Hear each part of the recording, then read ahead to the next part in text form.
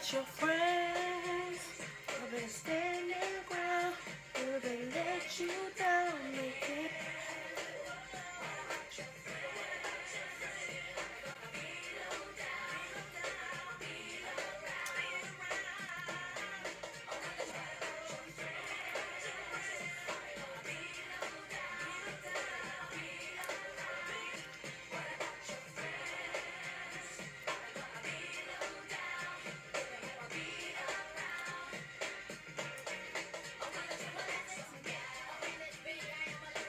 Hey guys, welcome back to Miss Ola's World. It's your girl Ola here with another video for you guys today.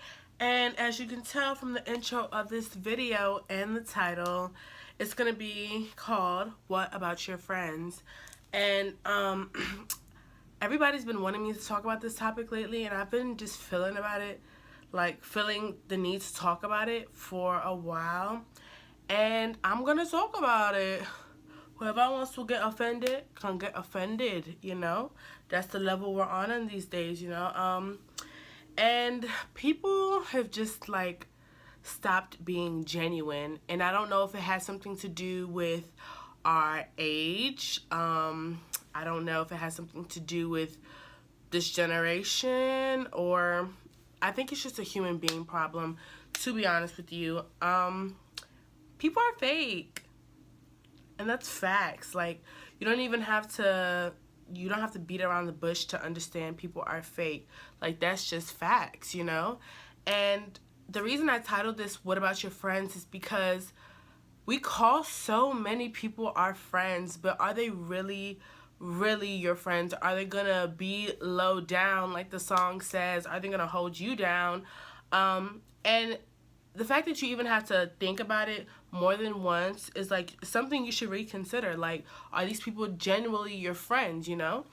And I feel like it's in our society today, people don't trust people anymore, and it is for good reasons, but like people need people, you know. You can't go through this life by yourself. You can't go on your lonesome. Like, it's hard for people to make it when they're by themselves, you know. You need people, and people also need you.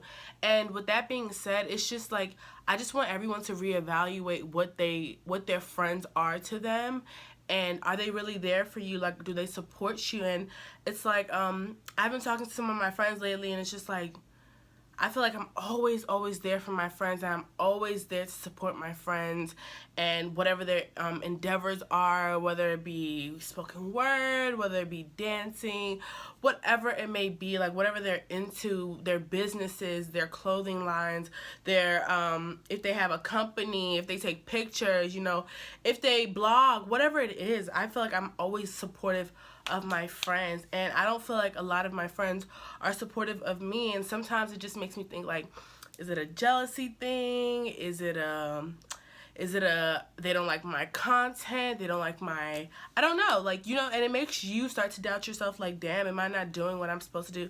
Excuse me. Am I not doing what I'm supposed to do? And or is it like I'm not good enough? And like you start to think about things you shouldn't even be going at, because you are fearfully and wonderfully made already. Like, and God will bring people around you who already understand that. You shouldn't have to settle to fit into your group of friends, you know? You shouldn't have to feel like because they do one thing and you don't do that thing that it's going to jeopardize your relationship. Like, there's a common proverb that says, like, birds of the same feathers flock together, and I honestly believe that is true. And this is why a lot of friendships don't last, because friends are different, and it's good to be different. But if you are completely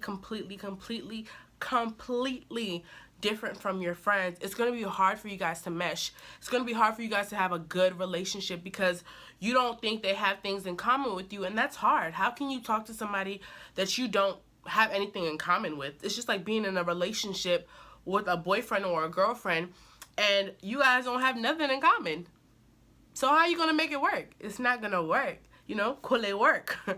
But all this being said, it's just like I have 3 points in reevaluating your friends and just being honest with them and being honest with yourselves. And the first point is, what does this friendship bring to the table? Like, what do you guys give each other? Like, it has to be mutually beneficial, because if it's not, one person is being drained. And when that person becomes drained, that person becomes tired. And a lot of the times, I find myself in that predicament. I find myself, drawing away from people because I feel like I'm being drained. And I feel like, they don't understand our friendship, and they don't respect our friendships. And when stuff like that starts to occur, that's when you need to check it. You don't want it to become prolonged to the point where when it's time to be checked, now, like, it's too long. Like, it's just like, okay, where's all this coming from? Like, you don't want something like that. So whenever you see it happen in the first occurrence, like, speak on it. Talk about it. Like, we're adults. You guys are grown for the most part. Like, talk about it. Like, they can't bite you, they can't kill you, like, tell them how you truly feel. The second point is knowing their love languages and knowing what they like. My friends can attest to this. I'm very, very, very big on knowing love languages, and I really respect when people know how somebody else likes to be loved. Everyone is different, like I said, and it's good to be different. You just need to know how to adjust to your friend. You may like for example, my 3 top love languages is words of affirmation, quality time, and gifts. And those are things my friends know about me that really, like, it's important to me, like, and then the rest of them follow. So quality time and acts of services are actually at the same level. So there's five love languages. So it's touch, quality time, words of affirmation, acts of services, and gifts. And knowing what your love languages is, like, I'm going to put the test below, the 5 love language test that you can take, so you know what you like. And it definitely defines who I am, and it helps my friends understand what I like, and what matters to me. Like, some of my friends, their top thing is like quality time. So I know that I have to put more effort in to be there for them and be in person for them. For me, I have 3 of the same, like, 3 of my top, 3 of my love languages, 3 of my love languages are the top. They're the same level. They're all rated as 7s. So all of those stuff equally are important to me, So them knowing what your love languages is very important, and being able to understand why this person is like this shows why you're their friend in the first place. If you don't understand your friend, there's no point of you guys being friends. And that's facts. Like, there should be no reason why you're mad at your friend because your friend is like this. You're mad at your friend because your friend did this. Like, if you understood and took time to understand the person, you would understand why they were like that, and you would respect it as well. But I'm not saying don't settle for things that you don't agree with. Moral-wise, value-wise, don't settle. And not compulsory for you to have to be friends with somebody. It's not. It's not by force. It's not a forced thing. So, number 2 thing was knowing your love languages, taking that test, and telling your friends to take the test too, so you know how they are and how they want to be loved, and what makes them happy, and what brings them joy, and what they appreciate in their friendship. Last but not least, always be honest with yourself. If you know a relationship is not working, let it go. Let it go. There's some things that can't work. They can't coexist, and that's okay. And understanding that your friend is there for that time and that season is the best thing to make you grow. People are in your life for a reason, and people are in your life for a season. But don't make somebody in your life forever because you really want them there, or you're going to miss them if they leave. If they leave, it's okay. If they leave, it's okay. God's always going to bring people back around you to surround you, because God did not intend for man to be alone. He never intended for us to be alone or in our lonesome. And that's when you start to understand, like, who you truly are and how much you've grown. From my freshman year in college to who I am now, they're 2 completely different people. Like, I've always been an extrovert. I've always liked company of people. I grew up in a huge family. I've always been surrounded with people. But my freshman year, I didn't have people surrounding me. But in that time, God taught me how to be alone with Him. Not alone and lonely, but alone with Him, and understanding that people don't always have to be around you for you to be good. And if you depend on people to be around you, there's something within you that you need to check.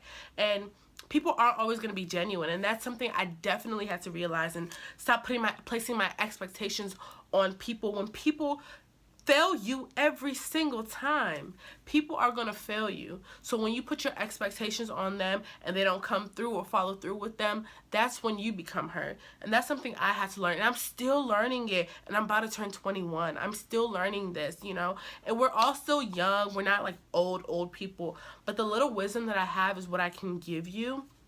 And letting you understand that if your friends are draining you and making you, you know, feel like, what is the point of this relationship every single time, it's time to let those friends go. You know, if you have to force your friends to support you, if you have to constantly like tell them like, oh, can you do this for me? Like, if they're not willing to bend for you, how much really of a friend are they to you, you know?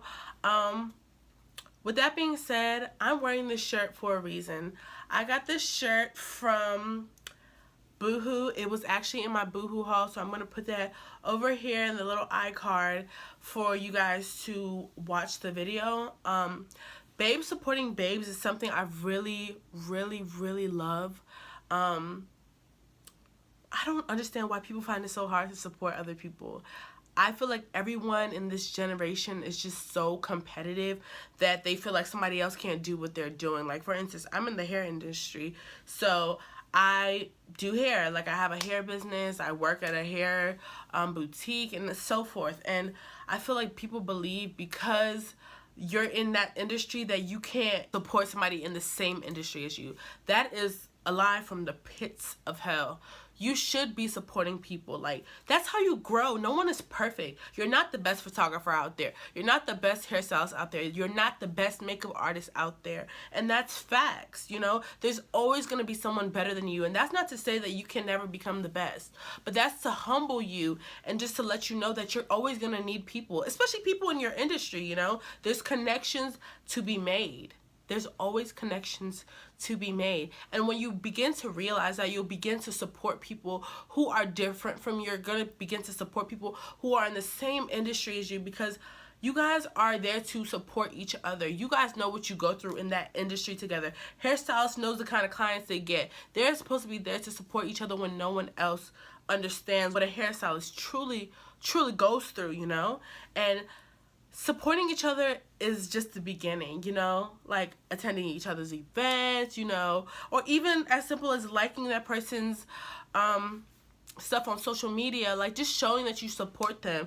But a lot of people nowadays, they just are haters, and it's the reality of it. But you can be different, you can change. And if you see any of these qualities in yourself, ask yourself why. Where is it coming from? Is it a jealousy thing? Is it an anger thing? Is it a laziness thing? Is it a, what is it?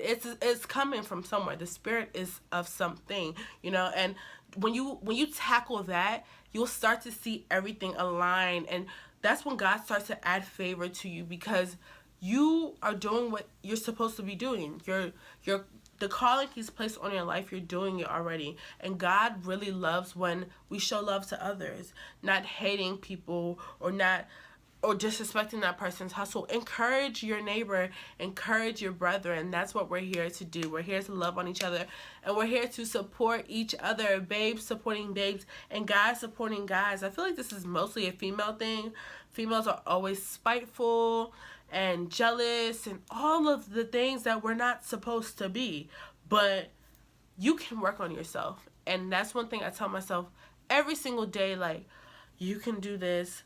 Encourage people, send love to people, like, you know, like, you may be the light that somebody will ever see. And that's what God has called us to do. God has called us to show light to people. God has called us to be around people, and you start with yourself. I'm so sorry, guys. I'm really nasally. I just got over this stupid cold and bronchitis stuff, but I just really want to encourage you that go and be great. Go and bless other people. Go and support other people who are in your field and who are in your ministries and who are different from you. Go and support them, and you'll start to see the amount of support you get. Like, give and it'll be given unto you.